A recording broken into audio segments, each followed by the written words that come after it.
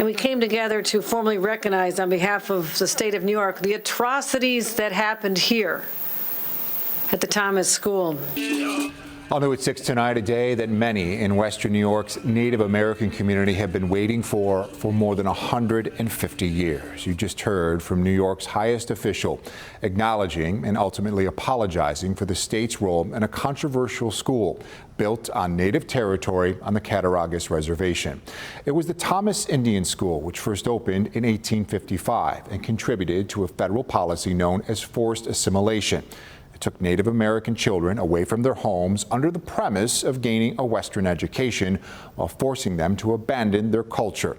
New York State helped school officials pay for the housing and food for each student, as well as buildings on the school's campus. That school officially closed its doors in 1957. Fast forward to today, the governor now saying sorry for the atrocities that happened at the school for decades, but she was far from the only voice weighing in on this historic development, with survivors and family members of those who attended the school sharing their stories of lost culture and childhood.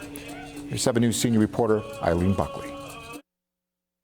Governor Kathy Hochul apologized to the Seneca Nation of Indians and survivors and descendants from all nations who attended the Thomas Indian School. Governor Kathy Hochul making history as the first New York State sitting governor to visit the Seneca Nation's Cattaraugus territory in Irving, delivering a long overdue apology. That this governor has compassion and cares about our people, the Seneca people. Seneca Nation President J.C. Seneca invited Hochul to the nation to begin building a better relationship with the state. This was the top issue on my agenda when we went there, and and here we are 2 months later with the governor here on our territory.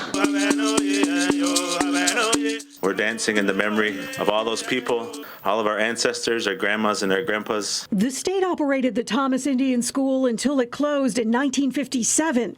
Native American children who attended were removed from their families and stripped of their heritage, and many faced sexual and physical abuse. The coach, he beat us with a rubber hose, and that I will never forget that. And that wasn't the only time. Carson Waterman started attending the school at the age of 5, dealing with years of abuse, and tells me he appreciates the governor's apology. And I think that's meaningful, and I've never had anybody come forward like that.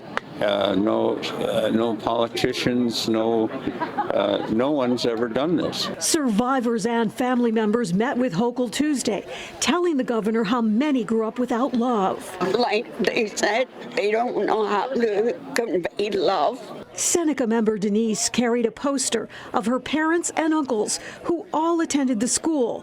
She tells me after her dad died, she dreamt about him apologizing to her. She said, I'm sorry. I was never there for you girls. The Seneca leader says while the school is long gone and newer buildings have been added to this campus, this ground is sacred and will always be a reminder of what happened here. In Irving, Eileen Buckley, 7 News.